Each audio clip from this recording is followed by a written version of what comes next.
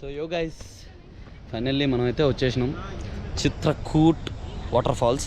Actually మనం ఇప్పటి వరకు తప్పు పలుకుతున్నాం, అది చిత్రకూట్ కాదు. మన హిందీలో కరెక్ట్గా చదివాక నాకు అర్థమైంది it's Chitrakoot.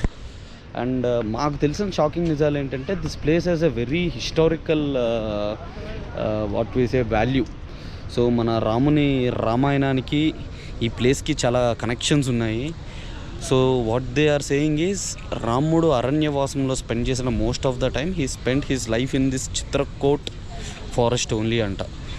So and also దాంతోపాటు భరతుడు దశరథుడు చనిపోయిన తర్వాత వాళ్ళ నాన్నకి లాస్ట్ రైట్స్ అండ్ చేయడానికి ఇంకా థ్రోన్ని కూడా అధిరోహించడానికి రాముడిని పిలవడానికి చిత్రకూట్ ఫారెస్ట్కి వచ్చాడంట భరతుడు. సో అయోధ్య నుంచి భరతుడు ఈ చిత్రకూట అడవికి వచ్చి మన రాముడిని పిలిచాడు. ఇక్కడ అంత్యక్రియలు జరిగిన రాముడు లెఫ్ట్ ఎక్కుతుందని రానని చెప్పాడు, నా రాజ్యం వద్దన్నాడు. నాలాగే రాముడు మంచోడు.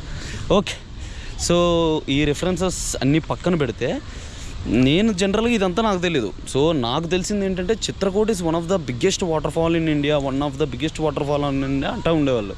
ఎందుకు అని చూస్తే ఆ ఫొటోస్లో చూసేటప్పుడు I got an idea like the shape of waterfall is literally like mini Niagara. Niagara how it falls like wide spread ఉండి అట్లుంటుంది కాబట్టి.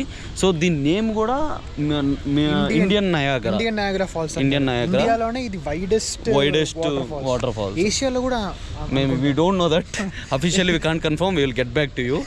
So as for that, so ఇప్పుడు మనం వెళ్తున్నాం. సో ఇది we will show you that.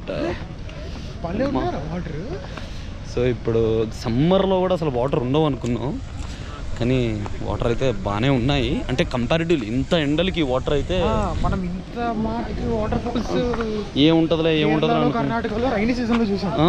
Rainy అంటే కర్ణాటకలో ఉన్న వాటర్ ఫాల్స్ అన్నీ ఈ లెవెలే.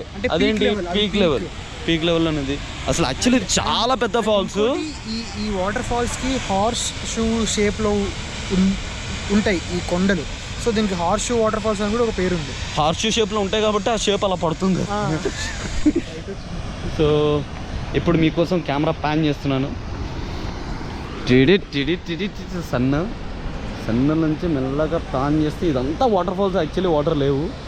సో చూడండి, ఇది ఇప్పటికైతే ఇది పడుతుంది, వాటర్ ఫాల్స్ పడుతుంది. వాటర్ అంతా క్లీన్గా ఉన్నాయి, మంచి రివర్ వాటర్. యాక్చువల్లీ ఇదంతా కూడా మనం నించున్న ప్లేస్ కూడా యాక్చువల్లీ వాటర్ ఫాల్స్. సో ఇప్పటికైతే ఇదే బ్యూటిఫుల్ సీన్ ఉంది. ఇక్కడ ఒకవైపు సన్ నుంచి మెల్లగా కింద బోటింగ్ జరుగుతుంది. మనం కూడా వెళ్ళొచ్చు, మనం వెళ్దాం అనుకుంటున్నాం, చూద్దాం.